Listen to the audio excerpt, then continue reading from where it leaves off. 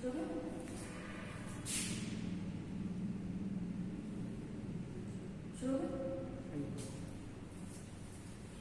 बच्चों, आज मैं आपको हिंदू विधि का एक बहुत ही यूनिक सा जो कॉन्सेप्ट है सहदाई की संपत्ति, उत्तराधिकार और जो ज्वाइंट फैमिली प्रॉपर्टी होती है उसके बारे में पढ़ाऊंगी, क्योंकि एक्चुअली इनके बारे में बहुत कंफ्यूजन है, इसलिए मैं इसके बारे में आज लाइव आई हूँ। ये केवल ऐसा नहीं कि लॉ के स्टूडेंट के लिए जरूरी है, ये कोई भी जो जनरल आदमी है, चाहे हिंदू है चाहे हिंदू नहीं है, क्योंकि हमारे आसपास हिंदू है पर हिंदू नहीं है, तो जो भी लोग हैं उनके लिए बड़ा इंपॉर्टेंट कॉन्सेप्ट है, ताकि हमें पता रहे हम किसी से प्रॉपर्टी खरीदने जा रहे हैं, कोई ट्रांजेक्शन करने जा रहे हैं, तो उसका उसमें कितना हित है, वो उसको बेच सकता है या नहीं बेच सकता है, ये जानने के लिए हमारे को पता होना चाहिए कि सहदाई की संपत्ति क्या है, सेल्फ एक्वायर्ड प्रॉपर्टी क्या है, किसमें किसका कितना उत्तराधिकार में किसको इतनी प्रॉपर्टी मिली है, वही आज मैं आपको बताऊंगी। तो सबसे पहले आज मैं आपको बताती हूँ सहदाई की यानी उपाश्रयी प्रॉपर्टी क्या होती है, क्योंकि बहुत ज्यादा कॉन्सेप्ट क्लियर नहीं है कि सहदाई की संपत्ति कौन सी संपत्ति है।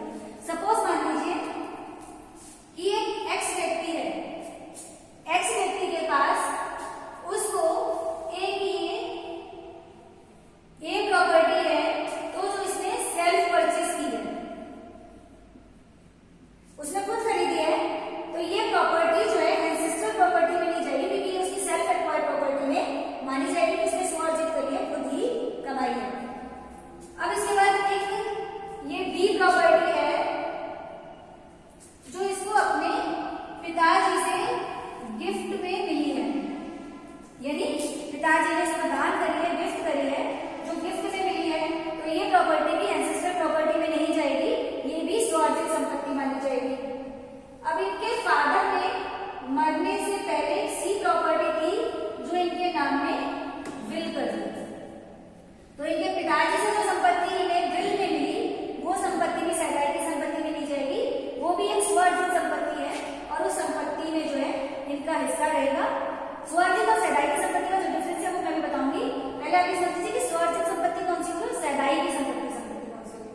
अब सपोज मान लो एक्स को एक बी प्रॉपर्टी है जो इनको इनकी मदर से मिली है, मदर की डेथ हुई, मदर से इनको मिली है उनके सक्सेशन में, तो ये भी सहदाई की संपत्ति में नहीं जाएगी।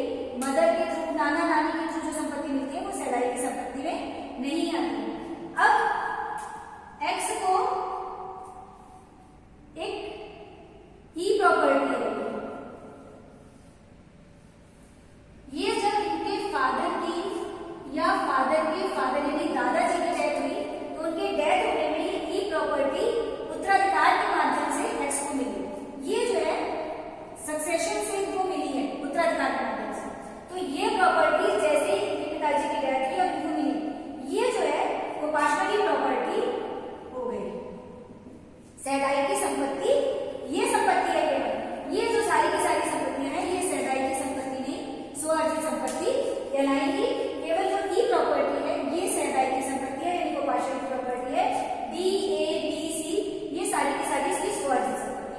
अब इन दोनों में डिफरेंस क्या होगा, एक स्वार्जित संपत्ति है जो ई है और ए बी सी डी जो स्वार्जित संपत्ति है, इन सब में क्या होगा, इनमें अंतर ये होगा।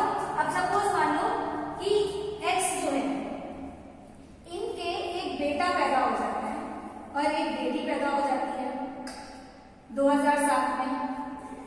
सपोज मान लीजिए 2007 में एस और डी के एक बेटी पैदा हो जाती है, सॉरी एक्स के एस और डी एक बेटा और एक बेटी जुड़वा बच्चे पैदा हो जाते हैं, तो क्या होगा, जैसे ही 2007 में एस और डी पैदा होंगे, जो ई प्रॉपर्टी है इस प्रॉपर्टी में एक्स का 1/3 हिस्सा रह जाएगा, 1/3 हिस्सा एस का यानी सन का हो जाएगा, और 1/3 हिस्सा डॉटर यानी डी का हो जाएगा। तो इस तरह से इन तीनों का इस प्रॉपर्टी में 1/3 जैसे ही दोनों पैदा हुए, इन दोनों को इसका जन्म से हित मिल गया और तीनों का एक हिस्सा मिल गया। और इस वाली प्रॉपर्टी में क्या होगा, जो ये प्रॉपर्टीज है इन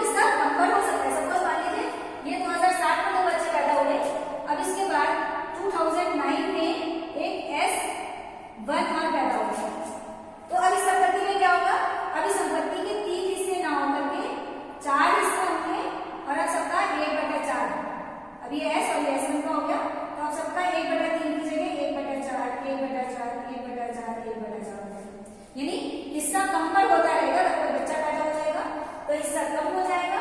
और अगर सपोज मान लीजिए ये जो S1 पैदा हुए थे ये बिना शादी करे बिना बच्चों के मर गए, तो इनका हिस्सा उत्तरजीविता के माध्यम से इनके पास पहुंच जाएगा, फिर वापस अपना 1/3 हिस्सा हो जाएगा। तो जो सहदाई की संपत्ति होती है उसमें कोई भी व्यक्ति ये नहीं कह सकता कि मेरा कितना हिस्सा है। दूसरी चीज, उसमें उनको तुरंत जन्म के साथ मिल जाता है। और जो स्वार्जित संपत्ति होती है, जिसकी भी संपत्ति है उसके मरने के बाद आपको हिस्सा मिलेगा, उसमें आप ये नहीं कह सकते कि मेरा हिस्सा मुझे। इस संपत्ति में आप अपना हिस्सा मांग सकते हो, लेकिन जो पिताजी की या माता जी की किसी की दादाजी की जो स्वार्जित संपत्ति है उसमें आप हिस्सा नहीं मांग सकते, उसमें आपका कोई भी हित नहीं है अभी, जब तक कि उनकी डेथ नहीं होगी तब तक।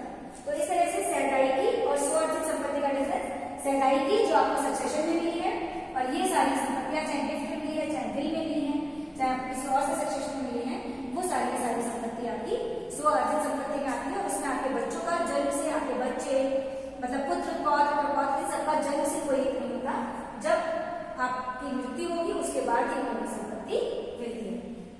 तो अगर आपका कोई कंफ्यूजन हो तो आप मुझसे पूछ सकते हैं कमेंट बॉक्स में जाकर के। अब सहदाई की संपत्ति क्या है यह भी पता चल गया, उसका बंटवारा कैसे होता है ये पता चल गया। जो सहदाई की संपत्ति, इसके संबंध में एक चीज और इम्पोर्टेंट है वो मैं आपको बता देती हूँ। जो सहदाई की संपत्ति की मतलब जो डिवीजन है उसमें 3 फेजेस में चेंजेस आए हैं। सपोज मान लीजिए X, A, S और D, एक सन और एक बेटी है। अगर हम इसको 3 फेजेस में बांटेंगे, सपोज मान लीजिए X की मृत्यु 1945 में हुई या X की मृत्यु 1970 में हुई यानी 1956 के बाद होती है, और एक X की मृत्यु 2007 में यानी 2005 में अमेंडमेंट आया है और 1956 में ही एक्ट आया है। तो 1956 से पहले अगर X की मृत्यु, जैसे 1945 में X की मृत्यु होती, तो अगर ये जो ई प्रॉपर्टी है ये सारी की सारी प्रॉपर्टी किसको मिल जाती, S को मिल जाती, और D को इसमें कुछ भी नहीं मिलता, सारी की सारी प्रॉपर्टी बेटे के पास चली जाती। अब 1956 का जब एक्ट आया तो इसने क्या करा कि उन्होंने कहा कि अगर कोई पुरुष अपनी सहदाई की संपत्ति में हित रखते हुए मर जाता है, पार्शियल प्रॉपर्टी में इंटरेस्ट रखते हुए किसी पुरुष की क्या हो जाती है, बेटी हो जाती है, और उसने विभाजन नहीं कर पाया है, तो ये कल्पना के द्वारा कि जिस दिन वो मरा अगर वो उस दिन विभाजन मांगता, यहीं पर ये नोशनल पार्टीशन है,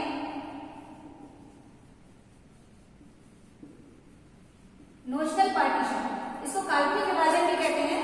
काल्पनिक विभाजन यहीं पे आया 1956 के बाद ये कॉन्सेप्ट आया कि पुरुष उत्तराधिकारी यानी बेटी को छोड़ के मारा, तो क्योंकि सहदाई बेटी नहीं है 1956 में, सहदाई तो X और S है, तो X और S में हम क्या करेंगे, जो प्रॉपर्टी है हम ये कल्पना करेंगे कि जिस दिन X मरा अगर उस दिन उसने S के साथ, क्योंकि S सहदाई है, S के साथ विभाजन मांगा होता तो क्या होता, तो अगर X जिस दिन मरा उसने S के साथ विभाजन मांगा होता तो क्या होता, ये हिस्सा X को मिलता और ये हिस्सा S का होता। तो हम पहले तो काल्पनिक विभाजन के द्वारा दोनों में बंटवारा करेंगे, एक हिस्सा S को दे दिया और एक हिस्सा X को दे दिया। अब जो X का हिस्सा निकला वो उसके सारे उत्तराधिकारियों में उत्तराधिकार के अनुसार बांटा जाएगा। जो क्लास 1 के उत्तराधिकारी है, जो मैं भी आपको पढ़ाऊंगी, क्लास 1 के उत्तराधिकारी में बांटा जाएगा। तो अब क्या होगा कि इस जो X का हिस्सा है इसके हम 2 पोर्शन करेंगे, ये एक पोर्शन S के पास जाएगा और एक पोर्शन D के पास जाएगा। एक पोर्शन S को मिल गया, एक पोर्शन D को मिल गया, यानी जो D यानी डॉटर है उसको केवल इतना पोर्शन मिलेगा और बाकी पूरा का पूरा पोर्शन बेटे को मिलेगा। 1956 में बेटियों को कुछ अधिकार दिया गया, लेकिन अभी भी जो एंसेस्टर प्रॉपर्टी थी उसमें बेटों को ज्यादा मिलता था और बेटियों को बहुत थोड़ा सा एक अंश दिया गया। 2005 में जो अमेंडमेंट आया गया उसमें कह दिया गया, धारा 6 में अमेंडमेंट आया गया सेक्शन 6 में, Hindu succession act, Hindu succession act धारा 6 में ये कह दिया कि पुत्री भी पुत्र के समान एक गोपाशा है सहदाई की, तो अब वो जन्म के साथ पुत्र के समान उसमें प्राप्त करेगी।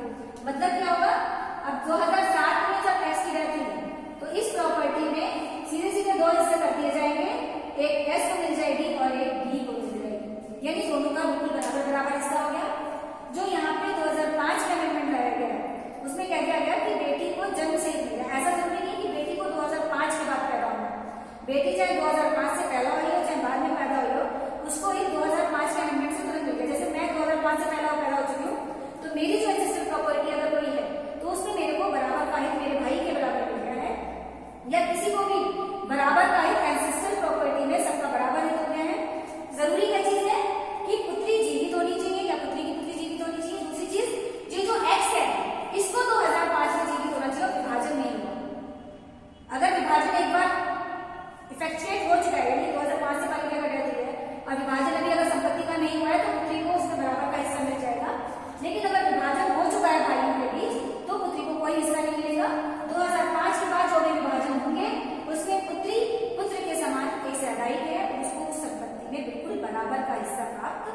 होगा।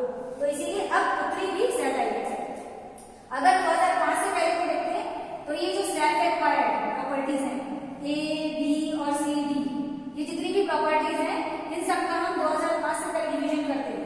ये 2005 के बाद है और ये 2005 से पहले है, ए, बी, सी, डी। तो 2005 से पहले 1956 टू 2005, तो क्या होगा 2005 तक ये डी को मिलता है, ये एस को मिलता है। यहाँ पर क्या था, डी को केवल इतना मिला है, पूरा एस को मिल रहा था एंसेस्टर में। और अब जो सेल्फ एक्वायर्ड है उसमें तो सबका बिल्कुल बराबर बराबर है। तो यदि 2005 के अमेंडमेंट के बाद एक्स के नाम में चाहे कोई भी प्रॉपर्टी, चाहे सेल्फ एक्वायर्ड है चाहे एंसेस्ट्रल है, यानी अब आपको ये नहीं देखना है कि वो एंसेस्ट्रल प्रॉपर्टी है सेल्फ एक्वायर्ड है, सबका बेटे और बेटी का बिल्कुल बराबर हिस्सा बढ़ना है सारी प्रॉपर्टीज में। सेल्फ एक्वायर्ड और एंसेस्ट्रल का भी अंतर में क्या अंतर रहेगा, तो जो एंसेस्ट्रल प्रॉपर्टी है उसमें आज भी आपको जन्म से मिल गया, जैसे ही आप पैदा हुए आप अपने बाप से कह सकते हैं कि मेरा विभाजन कर दो, या 10-20 साल बाद आप अपने फादर से कह सकते हैं, फादर भी जिंदा है, आप फादर से कहते हैं कि इस प्रॉपर्टी में मेरे को हिस्सा दिया जाए, जो मेरा हिस्सा है मैं उसे बेच सकती हूँ, बिना सहमति के बेच सकती हूँ, बिना किसी की परमिशन के, मुझे किसी की परमिशन नहीं चाहिए। लेकिन जो सेल्फ एक्वायर्ड प्रॉपर्टीज है उन प्रॉपर्टीज में मुझे मेरे फादर के जिंदा रहते हुए किसी का कोई हिस्सा नहीं है, चाहे लड़की हो चाहे लड़का हो, वो फादर जब मरेंगे उसके बाद ही उन्हें कोई हिस्सा प्राप्त होगा, उससे पहले उनका सेल्फ एक्वायर्ड प्रॉपर्टी में किसी भी तरह का कोई भी हिस्सा नहीं है। तो इस तरह से आप सेल्फ एक्वायर्ड प्रॉपर्टी और स्वअर्जित संपत्ति और कोपाशरी प्रॉपर्टी का जो डिफरेंस है वो यही है। और जो इसमें 1956 से पहले लड़के को कोई हिस्सा नहीं था, 1956 से पहले चाहे सेल्फ एक्वायर्ड हो चाहे एंसेस्ट्रल प्रॉपर्टी हो, किसी भी प्रॉपर्टी में लड़की का कोई हिस्सा नहीं था।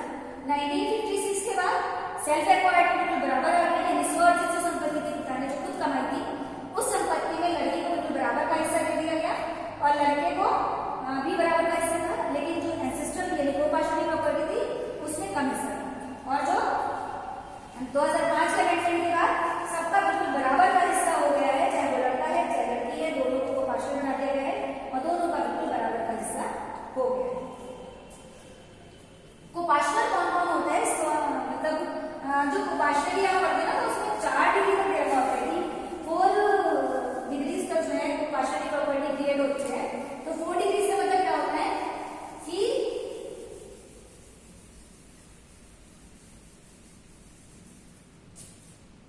जो एक्स है उसका पुत्र, पुत्र का पुत्र और पुत्र के पुत्र का पुत्र, ये सब मिलकर एक सैद्धांतिक का निर्माण करते हैं। यानी ये फर्स्ट जनरेशन हो जाएगी, ये सेकेंड जनरेशन हो जाएगी, ये थर्ड जनरेशन हो जाएगी और ये फोर्थ जनरेशन हो जाएगी। इस तरह से 4 जनरेशन आपकी हो जाएंगी जो आपका सैद्धांतिक का यानी कोपाशनरी का निर्माण करेंगे। तो ये सब कोपाशनरी के मेंबर्स होंगे, कोपाशनर्स हैं जिनको की उस संपत्ति में हिस्सा प्राप्त करने का राइट रहेगा। इसी के आधार पे आपका सक्सेशन बनाया गया है। सक्सेशन में क्या है आपका, सक्सेशन में आपके 2 उत्तराधिकार दिया है। जो हिंदू सक्सेशन एक्ट है उसमें एक अनुसूची दी गई है बिल्कुल एंड में, और उसमें 2 वर्ग बनाए गए हैं, वर्ग 1 और वर्ग 2। जो क्लास 1 है और क्लास 2 है उसमें क्या होगा कि क्लास 1 में जितने भी उत्तराधिकारी बताए गए हैं वो सबके सब एक साथ ही प्राप्त करेंगे, उनको एक पूरा का पूरा, उनमें से यदि कोई भी व्यक्ति जीवित है तो सारी की सारी संपत्ति उसको मिल जाएगी। और क्लास 2 के उत्तराधिकारी जब क्लास 1 का कोई उत्तराधिकारी नहीं रहेगा तब आएंगे। तो मैं आपको पहले क्लास 1 के उत्तराधिकारी बता देती हूँ, फिर मैं क्लास 2 के उत्तराधिकारी बताऊंगी। एक्चुअली मैं लाइव इसलिए आई हूँ ताकि तो सबको पता चल जाए। दूसरी चीज है कि जब मैं आपको स्लाइड से पार्टीशन सक्सेशन पढ़ाऊंगी तो क्योंकि पार्टीशन तब तक आप नहीं समझ सकते जब तक आपने सैद्धांतिक की संपत्ति नहीं समझ सकी है, या फिर आपने जो उत्तराधिकारी का क्रम है वो नहीं पढ़ रखा है, तब तक आप पार्टीशन नहीं समझ पाएंगे। इसीलिए मैं आज लाइव आई हूँ ताकि आप इस चीज को समझ सके कि कौन कौन सक्सेसर्स हैं। तो सक्सेसर जो है अनुसूची दी गई है हिंदू सक्सेशन एक्ट 1956, हिंदू उत्तराधिकार अधिनियम 1956 के एंड में अनुसूची दी हुई है। उस अनुसूची में 2 वर्ग हैं, क्लास 1 और क्लास 2, यानी वर्ग 1 और वर्ग 2 के उत्तराधिकारी दिए हैं। वर्ग 1 के जो उत्तराधिकारी है वो 3-4 लाइन में दिए गए, लेकिन आप देखेंगे तो उसमें पूरी की पूरी एक जनरेशन आ रही है, तो वो एक वर्ड उसका एक लाइन के बराबर है, तो उसको बड़ा ध्यान से पढ़िएगा। मैं आपको एक वर्ड पढ़ा रही हूँ। जो लॉ के स्टूडेंट हैं वो अपना बेयर एक्ट निकाल करके उससे समझने की कोशिश करें, और जो लॉ के स्टूडेंट नहीं है उनके लिए कोई प्रॉब्लम नहीं है, वो वैसे भी समझ सकते हैं। लेकिन जो लॉ के स्टूडेंट है उन्हें बेयर एक्ट को पढ़ना आना चाहिए, क्योंकि अगर आपने एक बार बेयर एक्ट पढ़ना सीख लिया तो बेयर पढ़ना जरूरी है कि उसको कैसे समझना है। ये नहीं कि आपने रट लिया चीजों को, रटना तो बहुत आसान काम होता है, लेकिन एक अच्छे लॉयर या एक अच्छा जज या कुछ भी अच्छा काम करने के लिए आपको उसको समझना है कि मैं इसको कैसे पढ़ूंगा। जब भी आप कोई चीज बनाए, किसी का सक्सेशन निकालना है तो एक शजरा जैसे मैं भी आपको बना के दिखाऊंगी, वैसे बनाते हुए पढ़िए। तो जैसे सपोज मान लीजिए हम वर्ग 1 पढ़ना शुरू करते हैं। हम इसमें एक्स को मान लेते हैं कि अब एक्स की मृत्यु हुई है आज की डेट में, तो उसके उत्तराधिकारी यानी 1956 के बाद यदि एक्स की मृत्यु होती तो उसके कौन कौन उत्तराधिकारी होते वो मैं आपको बताऊंगी। तो सबसे पहले इसमें दिया है पुत्र यानी सन, यानी एक्स का बेटा सन एस जो है उसका उत्तराधिकारी होगा। देन पुत्री यानी डॉटर को उसके बाद उसका मतलब अगर पुत्र और पुत्री जीवित है, एक्स मर गए, डाइड ऑन, सपोज मान लो आज की डेट में मरे हैं 20/3/2021 को मर गए, तो इनके पुत्र और पुत्री को इनकी संपत्ति मिल जाएगी। अब इसके बाद इनकी विधवा यानी इनकी वाइफ आएंगी जिनको इस प्रॉपर्टी में एक हिस्सा मिलेगा। फिर माता यानी इसकी मदर, एक्स की मदर आएंगी जिनको एक हिस्सा मिलेगा, यानी पुत्र, पुत्री, पत्नी और माता। हम मेल पुरुष का पढ़ रहे हैं क्योंकि मेल पुरुष का सक्सेशन दिया गया है, महिलाओं के सक्सेशन के लिए कोई क्रम नहीं दिया गया है, तो इसीलिए जो हम अनुसूची पढ़ रहे हैं केवल एक्स जो है एक मेल पुरुष है, हिंदू पुरुष है, उसके लिए ही उत्तराधिकार पढ़ रहे हैं, तो उसकी विधवा, उसकी माता, उसका पुत्र, उसकी पुत्री आ गए। अब इसके बाद आएगा पूर्व पुत्र का पुत्र यानी सन ऑफ प्रेडिसीसन।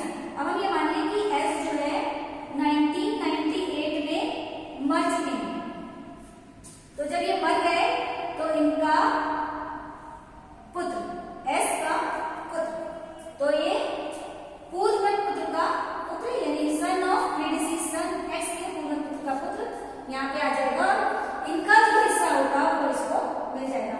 अब सपोज मान लें कि एक्स की जो प्रॉपर्टी 4 टर्म में बटेगी, तो 1/4 इनका हिस्सा होगा, 1/4 इनका हिस्सा होगा, 1/4 इनका हिस्सा होगा, 1/4 इनका हिस्सा होगा। अब इस 1/4 हिस्से में क्योंकि ये एस मर चुका है तो इसका जो हिस्सा है इसके पुत्र के पास चला जाएगा। अब इसके बाद आएगा पूर्व पुत्र की पुत्री, डॉटर ऑफ प्रीडिसीसन, ये जो मर चुका है अब इसकी पुत्री भी आ गई इसमें, यानी अगर पुत्री और पुत्र दोनों जीवित है तो 1/4 का 1/2 ये मिल जाएगा, 1/2 ये मिल जाएगा। फिर आएगा पूर्व पुत्री का पुत्र। अब सपोज मान लो ये भी दोनों जने एक साथ एक्सीडेंट में, ये भी 1998 में मर चुकी हैं, तो इनका जो डॉटर का पुत्र है वो उसका हिस्सा जो 1/4 डॉटर का था वो डॉटर के पुत्र को मिल जाएगा, सन ऑफ प्रीडिसीस डॉटर। फिर आएगा सन ऑफ अ प्रीडिसीस डॉटर, पूर्व पुत्री की पुत्री, daughter of predeceased daughter, daughter of predeceased daughter. तो पुत्र की पुत्र आ गया, पुत्री की पुत्री आ गई, पुत्र का पुत्र, पुत्री की पुत्री। इसके बाद आएगा पूर्व पुत्र की विधवा। अब जो ये मर गया है इसकी वाइफ यानी इनकी बहू जो होगी उसको भी एक हिस्सा मिलेगा, यानी जो 1/4 हिस्सा है उसका 1/3 मिलेगा, 1/4 का 1/3, ऐसे ही 1/3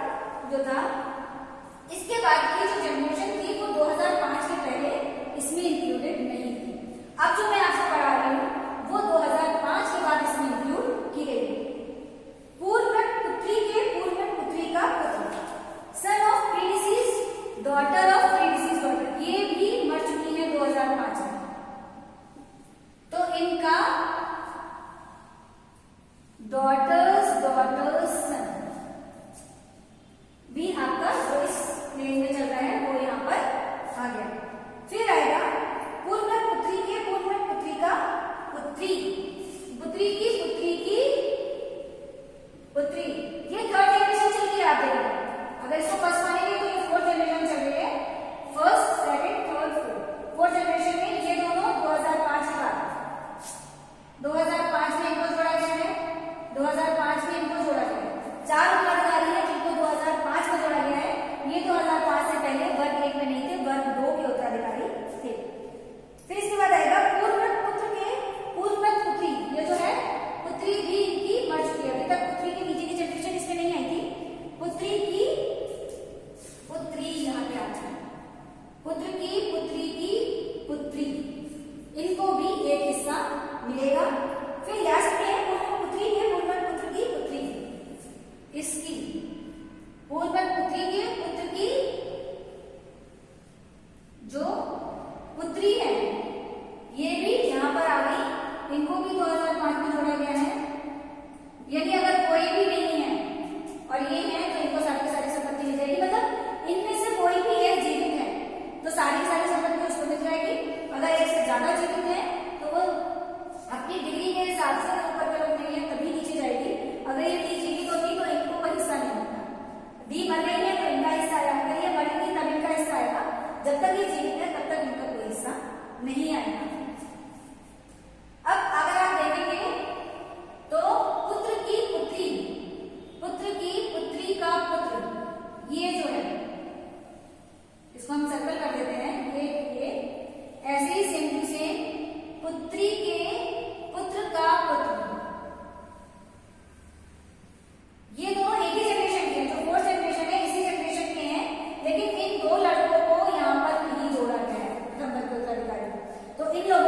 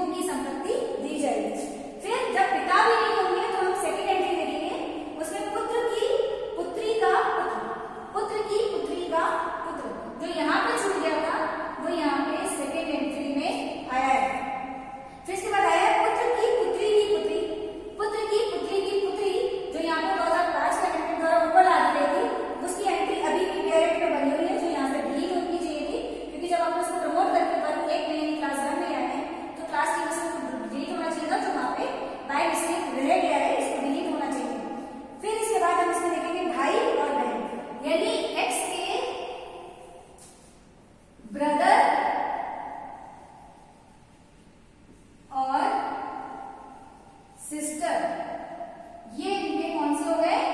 ये वर्ग दो में, यानी फादर भी नहीं है, जब से कोई नहीं है, तो पुत्र की, पुत्री का पुत्र और ब्रदर और सिस्टर, इनको हिस्सा मिलेगा। इसके बाद क्या आएंगे? थर्ड में कौन आएगा? थर्ड में केवल एक हीरे बचा है, बाकी इन तीनों को तो ऊपर ले आए, केवल इसको वर्ग एक में मिलाया गया है। तो पुत्री के पुत्र का पुत्र, अब इसको थर्ड में आ जाएगा। जब इनको नहीं होंगे तब उसके पुत्री के पुत्र को मिलेगा। और ये तीनों एंट्रीज क्योंकि वर्ग एक में आए हैं, तो यहाँ पे से डिलीट की जानी चाहिए थी, जिनको डिलीट नहीं किया गया है फैक्ट में से, जो मिस्टेक रह गई है, इसको अब डिलीट कर दिया जाना चाहिए।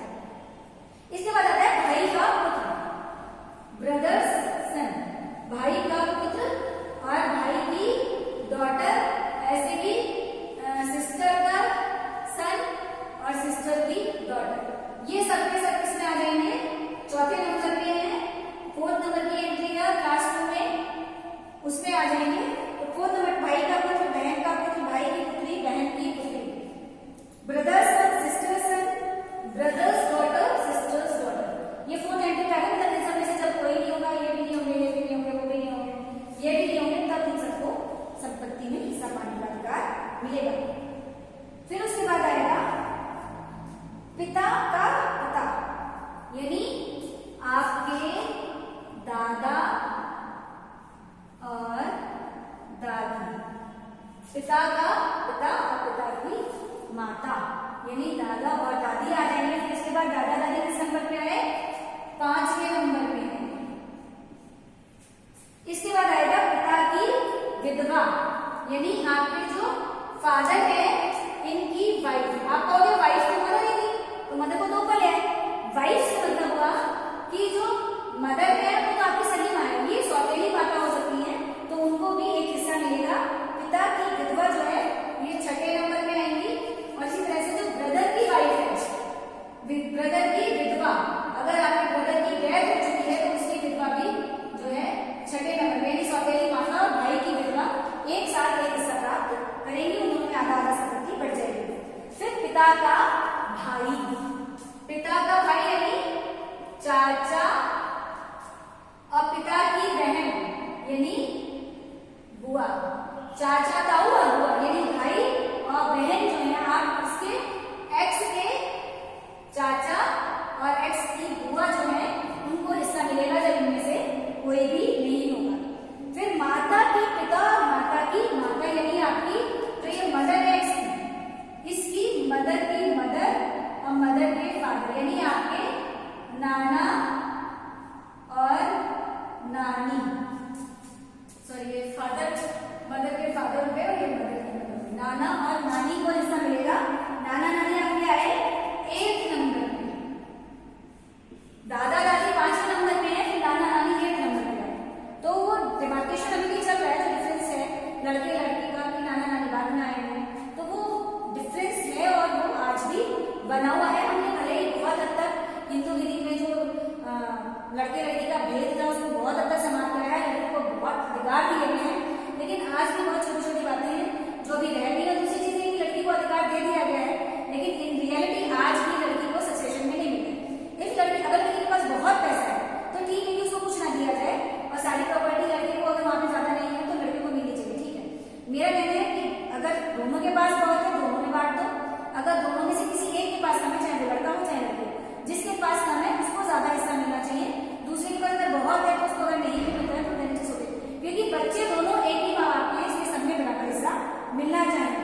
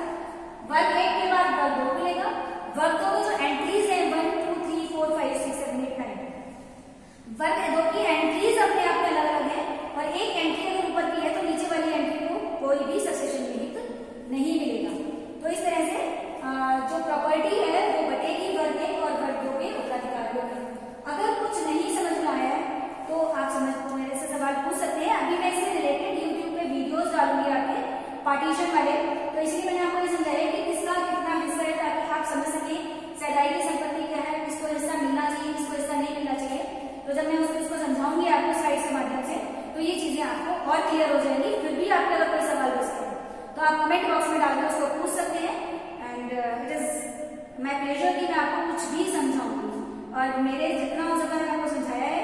Thank you. अगर आपको पसंद आ रहा है तो इसे लाइक कीजिए और मेरा जो यूट्यूब का चैनल है उसे सब्सक्राइब कीजिए, लाक्सिया बाय डॉक्टर नुपुर गोयल, जिससे कि मैं जो